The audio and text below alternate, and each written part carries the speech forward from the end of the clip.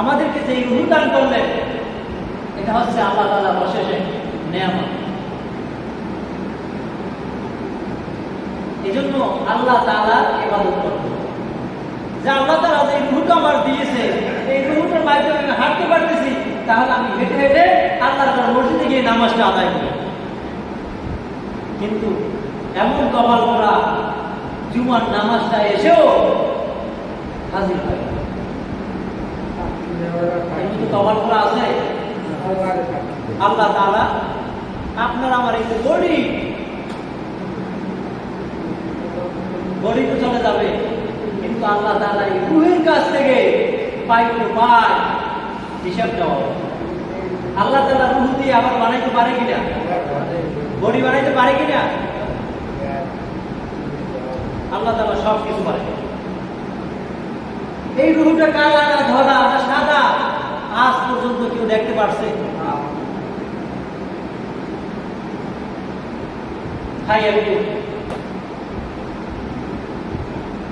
আল্লাহ বলার সাথে সাথে আবার হয়ে যায়, চলে যায়, দুনিয়া থেকে বিদায় নিয়ে চলে যায়। 1 সেকেন্ড সময় লাগে।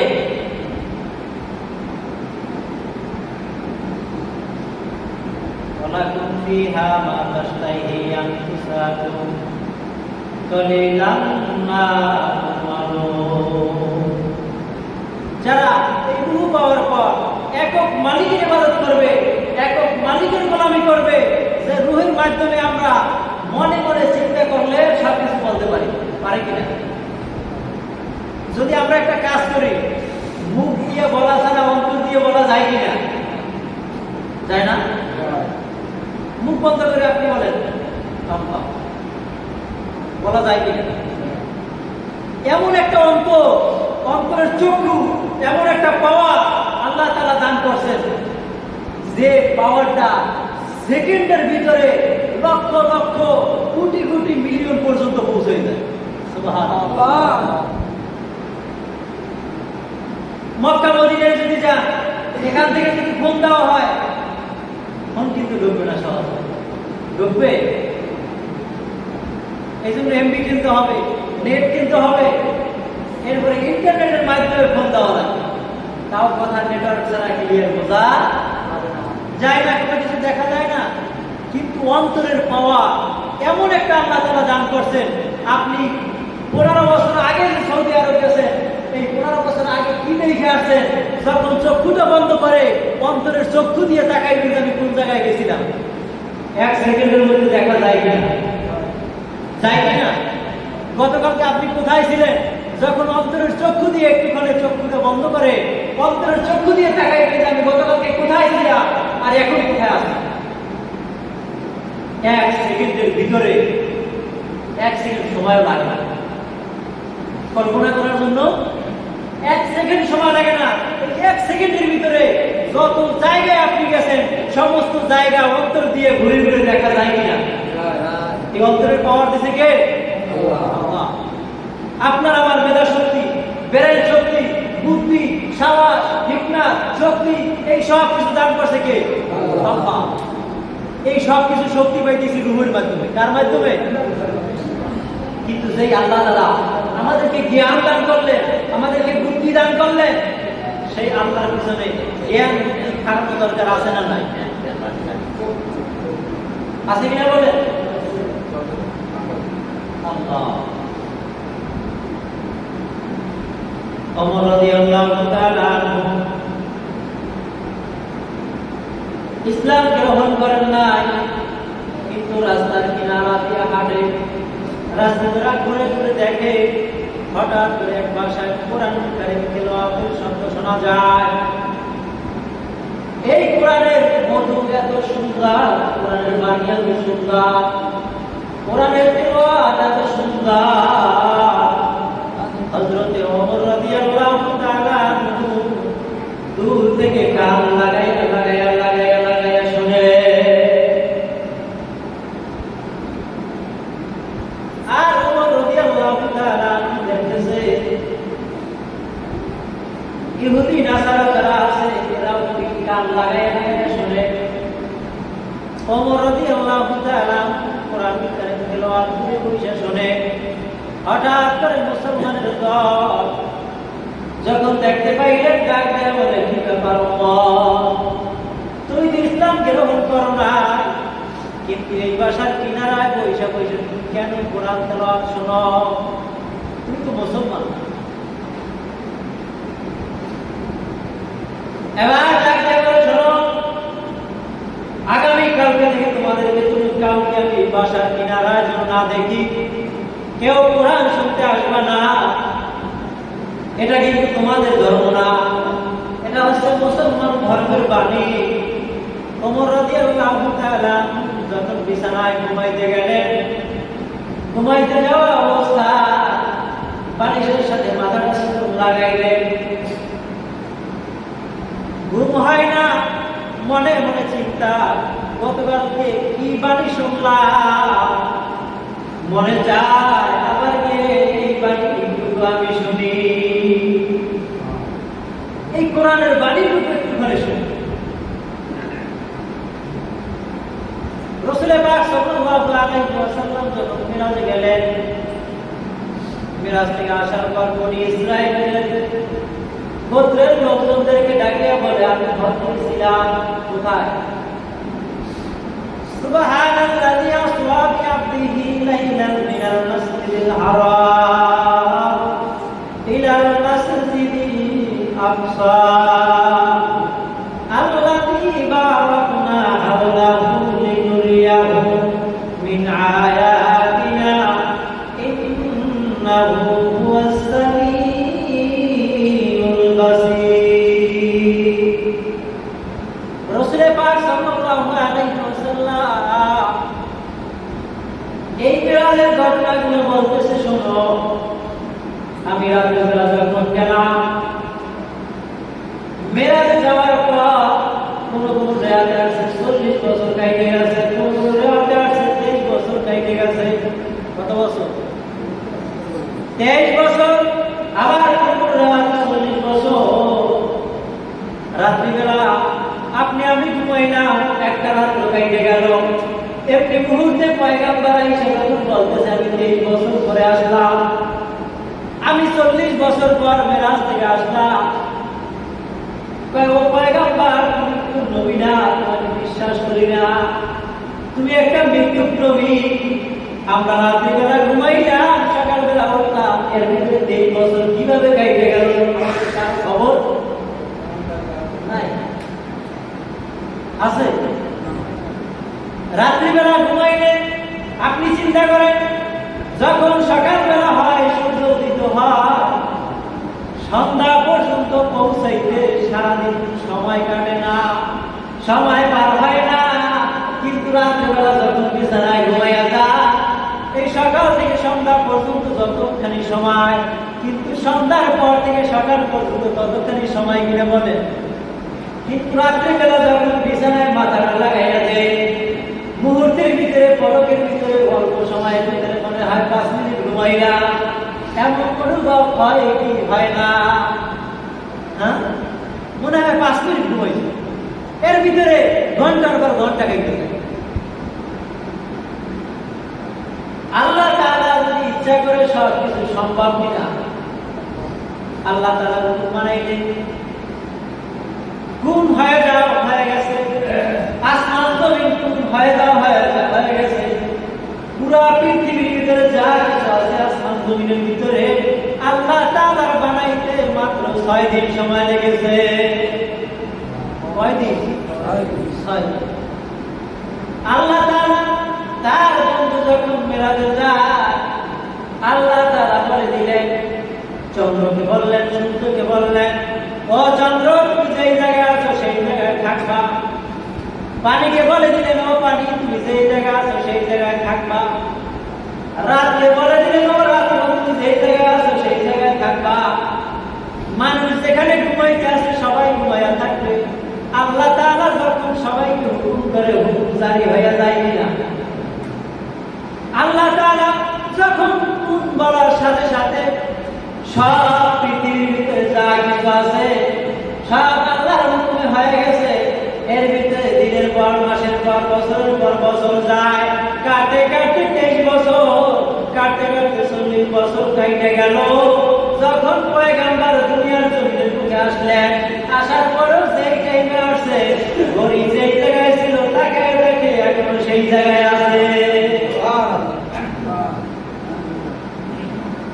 তুমি হাজির করে ঘুমন্ত অবস্থায় যখন দরজা দিয়ে বের হয়, দরজার কাছে ঘন্টা ঝোলানো আছে।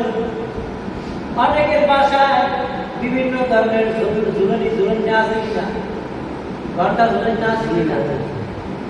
মাথার ভিতরে যখন শরীরের ভিতরে ঘন্টাটা বাজা শুরু করে দেয়, যখন ঘন্টাটা লেগে যায়, ঘন্টাটা লড়াচড়া করতেছে, লড়াচড়া করতেছে। আল্লাহর পয়গম্বর 23 বছর, কোন কোন রাতে 40 বছর পর আসার পর এখন দেখতেছে তার শরীরের ভিতরে লাগার পর যেই ঘন্টা লড়তেছে সেইভাবে আজও পর্যন্ত এখন লড়ে কি লড়ে না। অর্থাৎ মন্ত্রী ম্যাজিস্ট্রেট যদি কোনো রাস্তায় আসে, হ্যাঁ আসে কিনা, বাহিনীর লোকেরা সামনে বাঁশি বাজাইতে বাজাইতে যায়, যায় কিনা? দুই পাশে লাঠি দিয়া খালি সাইডে যাইতে যায়, চাপো চাপো, পারেন না। অর্থাৎ যে যেই জায়গায় আসো সবাই স্টপ, যে যেই জায়গায় আসো সেই জায়গায় স্টপ। সামনেও যাইতে পারবে না, পিছনেও যাইতে পারবে না, কোটঘাট ক্লিয়ার। মন্ত্রী আসছে, যতক্ষণ থাকবে রাস্তাঘাট কোনো ক্যান্সার চলবে না। কি একজনও যাইবে সামনে গেলেই তো ডান্ডা বাড়ি বলবে। এই জন্য যে জায়গায় আছে সেই জায়গায় বেড়ে। তাহলে দুনিয়ার জমিনের বুকে যদি একজন মন্ত্রীর জন্য সব ব্রেক হয়ে যাইতে পারে, আল্লাহ তাআলা যখন তাম পৃথিবীর ভিতরে তার বন্ধুকে যখন মেরাজের কাছে নিয়ে গেল, তাহলে আল্লাহ তাআলা যখন হুকুম করছে সব কিছু যে যে জায়গায় আছে সেই জায়গায় স্টপ হয়ে থাকবে কিনা? পয়গম্বর হযরত মুসা আলাইহিস সালাতু ওয়াস সালাম এই বনি ইসরাইলদের তাদেরকে বলতেছে, শোনো শোনো, তোমরা সবাই কালেমা পড়ে মুসলমান হয়ে যাও। যদি তোমরা মুসলমান না হও তাহলে মরার পরে তোমাদের কবরে, তোমাদের হাসরে, তোমাদের মিজানে, তোমাদের পুলসিরাতে, তোমাদের কিয়ামতের ময়দানে সমস্ত জায়গায় হিসাব নিকাশগুলো তোমাদের কঠিন হয়ে যাইবে। মাওলার কাছে জবাব দিতে পারবা না। সর্বপ্রথম গাড়ি হতো খবর, গাড়ি হলো কি খবর, খবরের খবর যদি মানুষ জানিত, ঘরবাড়ি সারিয়ার সবাই ভাগিত, খবরের খবর যদি মানুষ জানিত, ঘরবাড়ি সারিয়ার সবাই ভাগিত। ওই কবরের ভিতরে 99টা সাপ আসবে, একটার পর একটা সাপ, একটার পর একটা সাপ আসতে থাকবে, আসতে থাকবে। রাসূলের পাক সাল্লাল্লাহু আলাইহি ওয়াসাল্লাম ফরমান, একটা নয়, দুইটা নয়, বেনামাজি বেঈমান কাফের মুশরিকের কবরে 99টা সাপ আসবে। আর এই বেনামাজিকে প্যার তাকে দর্শন করতে থাকবে। এভাবে কিয়ামত পর্যন্ত ধ্বংস করতেই থাকবে। দুনিয়ার জমিনের প্রতি একটা সাপ দেখলে মানুষ ভয় পায়। কয়টা? একটা সাপ দেখলে মানুষ ভয় পায়। ওই কবরে একটা নয়, দুইটা নয়, 99টা সাপ দেখে মানুষ কি করবে? কি উপায় হবে আপনার আমার? যেই কবরে সাথীও না, যেই কবরে বাতিও না, মাথার ঘাম পায়ে পালাইয়া বদলা দিয়া ছেলে সন্তানদেরকে মানুষ করেন কি করেন না? কিন্তু আপনি আমি যখন মারা যাব, যার জন্য এত কষ্ট করলাম, সেই সন্তান আপনার আমার জন্য কবরে একবারের জন্য দোয়া পাঠাইবে না।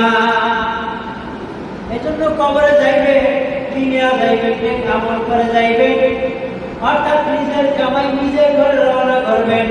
দুনিয়াতে আসছেন নেক আমল করে কবরে যাইতে চাই কিনা? আমরা 1 বছর কি খাবো, যেই জন্য খাবারের জন্য 1 বছর আমরা চাল কিনে রাখি বলেন। 1 বছর খাওয়ার জন্য চাল রাখি না, অনেকে মজুত করে রাখি। কিন্তু কবরে গিয়ে আমরা অনন্তকাল থাকবো। তাহলে সেই কবরে যাইয়া আমরা কেমনে থাকবো, কেমনে খাবো, সেই সামানাগুলো জোগাড় করে যাওয়া লাগবে কিনা? ফেরাউনের দলবল, বিশাল বড় দল, না না, পয়গম্বরের কালেমা পড়া যাবে না, পয়গম্বরের হাতে মুসলমান হওয়া যাইবে না। ও ফেরাউন, তুমি কিন্তু নিজেকে খোদা দাবি করো, নিজেকে জাহান্নামের দিকে নিয়ে যাও, তোমাকে মরতে হবে। কিন্তু তুমি যে মারা যাবা, তোমার পরে একক মালিক কিন্তু আল্লাহ আছে না নাই? এই জন্য সবাই সামনে সামনে ফেরাউন বলে আমি বড় খোদা, আমার বলে কোনো খোদা নাই। এই জন্য ফেরাউন নিদান জঙ্গলে গিয়ে গভীর রাতে 2খানা হাত উঠাইয়া দিয়া ওই মালিককে ডাক দেয়া বলে, ও দয়ার মালিক আল্লাহ, আমি তো দুনিয়ার জমিনের প্রতি নিজেকে খোদা দাবি মনে করি কিনা? নিজেকে আল্লাহ দাবি করি, সমস্ত মানুষ আমার খোদা মানে। কিন্তু এই কথা যদি সবাই প্রকাশ পায় যে তুমি একজন খোদা আছো, তুমি ছাড়া আর বড় খোদা কেউ নাই, এই কথা যদি আমি মানুষের কাছে প্রকাশ করি, তাহলে নিজেকে তো বড় খোদা দাবি করতে পারবো না। আল্লাহর কাছে বলতেছে, ও দয়ার মালিক আল্লাহ, আমি নিজেকে খোদা দাবি করে দুনিয়ার জমিনে বুকে কাটাইতে চাই। ও মালিক, তুমি আমাকে একটুখানি শক্তি দিয়া দাও, আমার কথা মতো যেন এই নীলদরিয়ার পানিতে জোয়ার ভাটা হয়। কার কথায়? ফেরাউনের কথায়। পানা চাইতেছে কার কাছে? নিজের কাছে ক্ষমতা নাই, এখন আল্লাহর কাছে চাইতেছে, আল্লাহ তুমি আমার একটু ক্ষমতা দাও, আর আমি মানুষের কাছে যদি কিছু কৃষ্ণা না চাইতে পারি, আমার খোদা মানবে?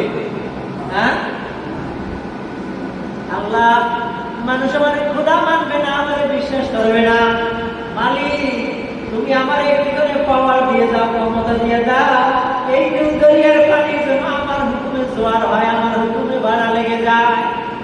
আর এই দেশের ভিতরে যত ফসল আছে, এই ফসল যেন আমার কথা মতো ফসল হয়, আমার কথা মতো যেন বৃষ্টিতে এই ফসলের পানি হয়ে যায়, আমার কথা মতো যেন ফসল খাইতে সবজি হয়ে যায়। আল্লাহর কাছে বলে আপনার করে পানা যায়। আল্লাহ তাআলা বললেন, যা ফেরাউন, আমি তোর দুনিয়ার জমিনে বুকে এই কৃষ্ণ আমি আল্লাহ দিয়ে দেব, কিন্তু তুই দুনিয়ায় পাইলি, কিন্তু আখিরাত কোন সময় তুই পাবি না।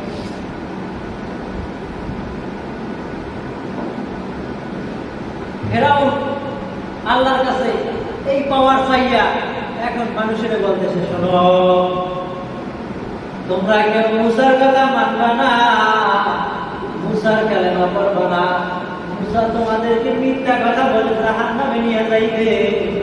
আর আমি ফেরাউন, আমি বললাম আমার পরে বড় কোনো খোদা নাই, যদি মুসার কাছে ক্ষমতা থাকে, ওই মুসার মাওলার যদি ক্ষমতা থাকে, তাহলে মুসাকে বলতে বলো যে তার কথা মতো চলে এই নীল দরিয়ার পানি জোয়ার ভাটা হয়, হইবে। এবার বললেন, শোনো, আমি বড় খোদা। ও মুসা, আল্লাহ তাআলা হুকুম ছাড়া কি জোয়ার ভাটা হয়? আপনারা বলেন আল্লাহর হুকুম ছাড়া কি খালে জোয়ার ভাটা হয়?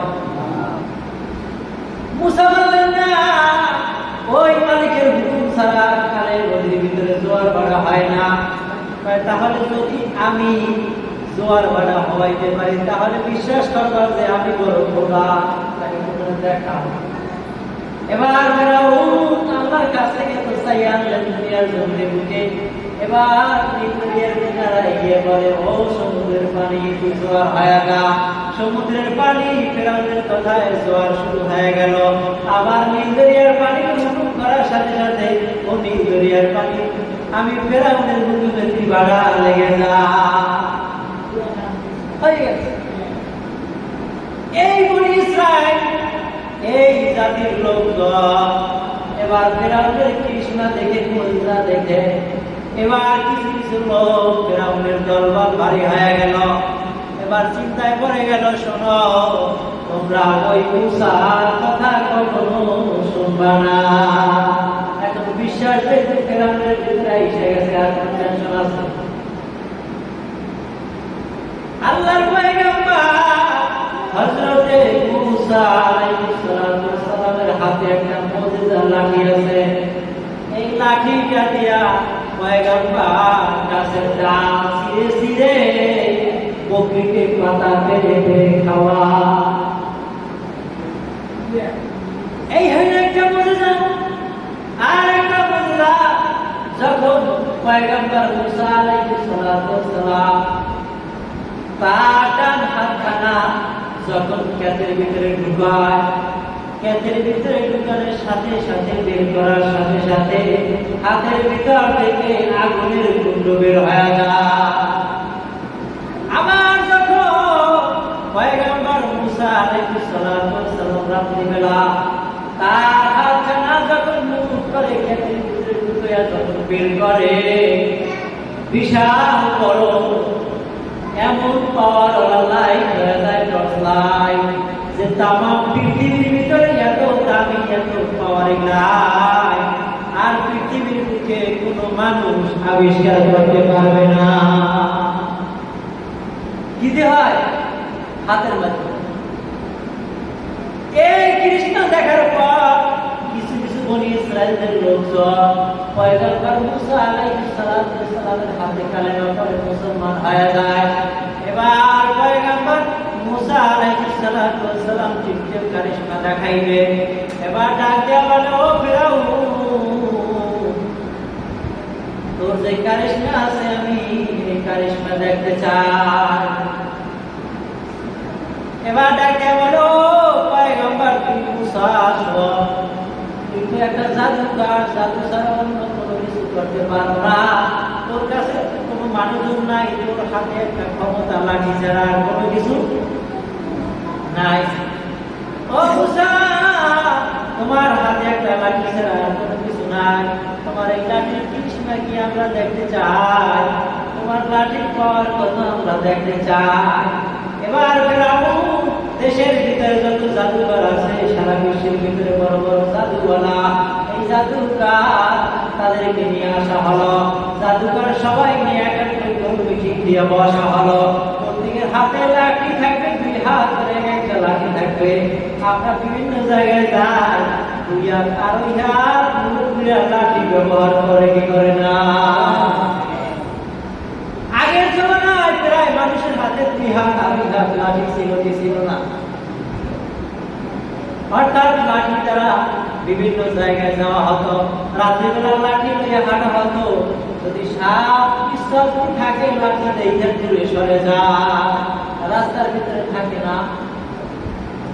এবার এই ফিরাউন দলবল সবাইকে নিয়ে দুই হাত এক একটা করে লাঠি নিয়ে লক্ষ লক্ষ মানুষের দল আর পয়গম্বর মুসা আলাইহিস সালাতু ওয়াস সালাম তার হাতে মাত্র একখানা লাঠি। পয়গম্বর মুসা আলাইহিস সালাতু ওয়াস সালাম এই লাঠিটা সমস্ত মানুষের সামনে যখন ছেড়ে দিলেন, ছাইড়া দেওয়ার সাথে সাথে 11.5 মাইল পর্যন্ত লম্বা বড় একটা সাপ হয়ে যায়। সাপের মাথা উপরে দিয়ে ফেনা ধরে এভাবে তাকিয়ে তাকিয়ে ফেরাউনের দরবার সবাইকে দেখতেছে। প্রত্যেকের হাতে এক একটা লাঠি। এবার ফেরাউন সমস্ত জাদুকার জাদুর মাধ্যমে কি বানাইবে? সাপ বানাইবে। জাদুর মাধ্যমে সাপ বানাইবে। কিন্তু পয়গম্বর মুসার সাপ 11.5 মাইল পর্যন্ত লম্বা। আর ফেরাউন তার দলবল সবাই রাতে 2 হাত 1.5 হাত 2.5 হাত লাঠি।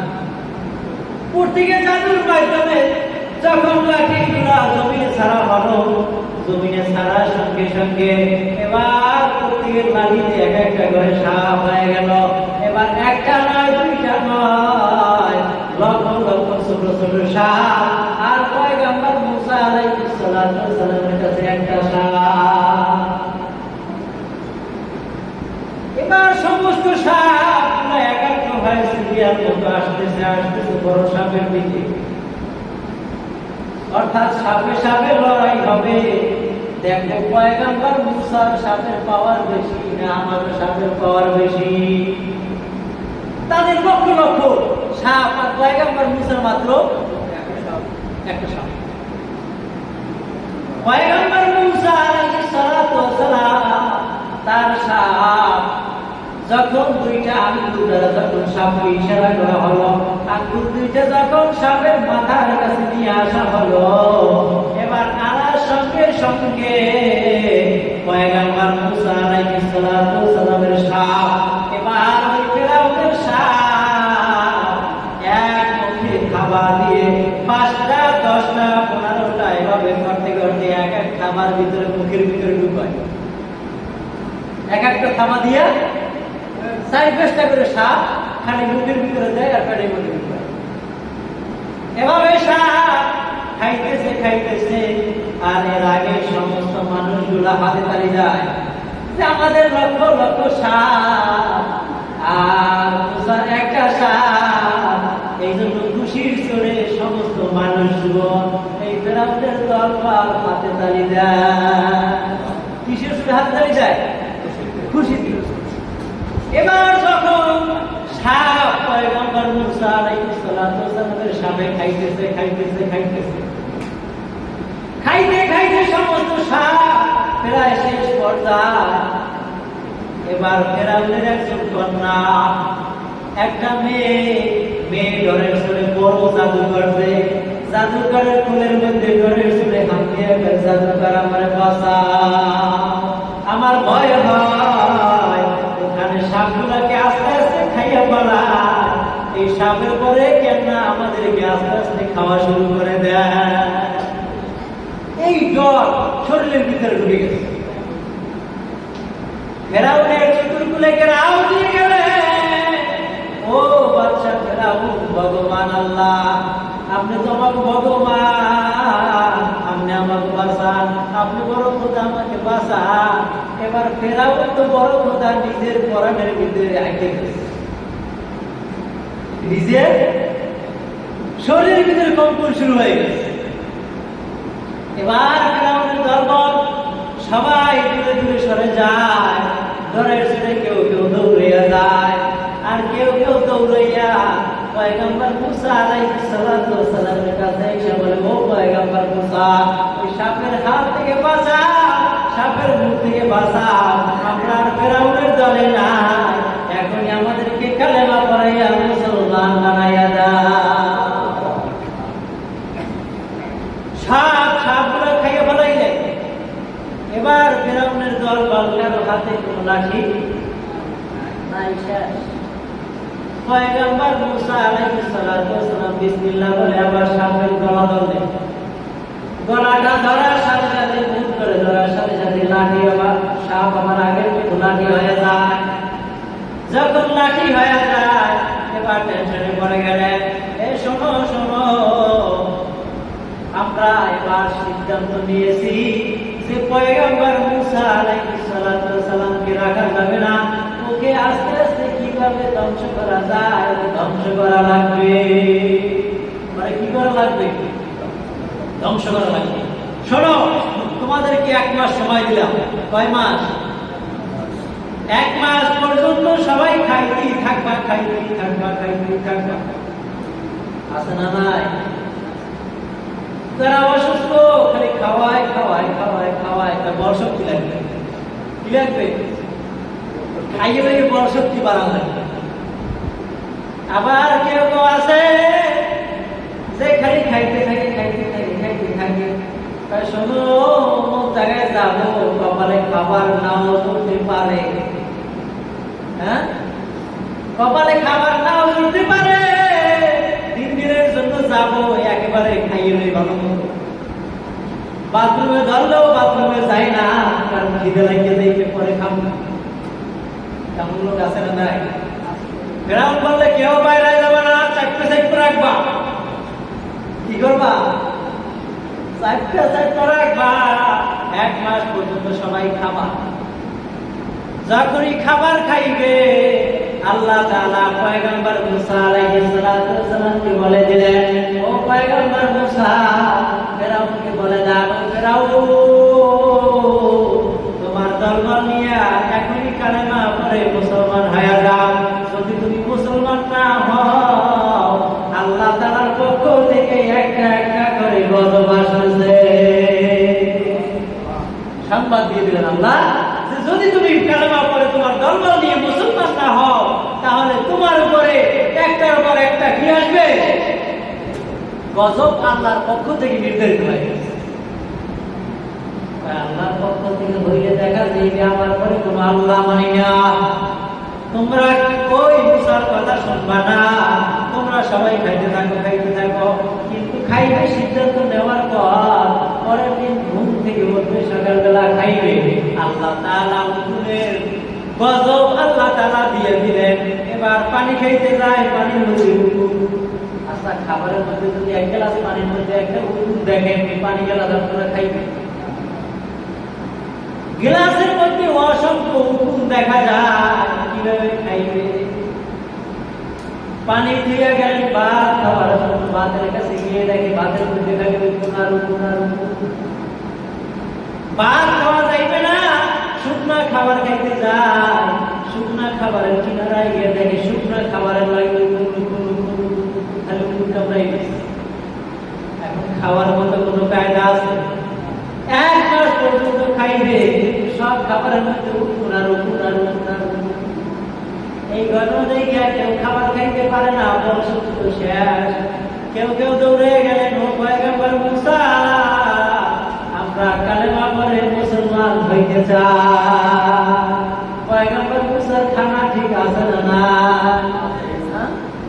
ফেরাউনের সব খাবারের ভিতরে বাধা নেই, খাবার খাওয়ার মতো কোনো কায়দা নাই।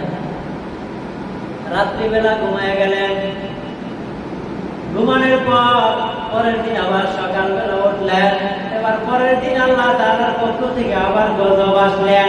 গজব আসার পর রাত্রিবেলা যখন ঘুমায়, অনেকে ঘুম থেকে উঠা আগের দিন কথা বইলা যায় কি যায় না? হ্যাঁ, রাত্রিবেলা ঘুমাইলে সন্ধ্যা রাইতে যদি একটা সিদ্ধান্ত নেই, ওই সিদ্ধান্ত আর মনে থাকে না, দুপুরবেলা মনে পড়ে কি করে না? ঘুম থেকে ওঠার পর দৌড়ে গেলেন পানির কিনারায়। পানির কাছে গিয়ে দেখে খালি ব্যাং আর ব্যাং, ব্যাং আর ব্যাং। কি ব্যাং? শুকনা খাবার খাইবে, শুকনা খাবারের লাগেও ব্যাং। ভাত খাইবে, ভাতের ভিতরে ব্যাং। পানি খাইবে, পানির ভিতরে ব্যাং।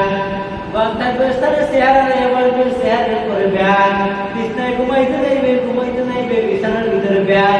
অর্থাৎ যেই জায়গায় যায় সেই জায়গায় ব্যাং আর ব্যাং, ব্যাং আর ব্যাং, ব্যাং আর ব্যাং। কোন জায়গায় শান্তি নাই। পরের দিন আবার ঘুম থেকে উঠলেন।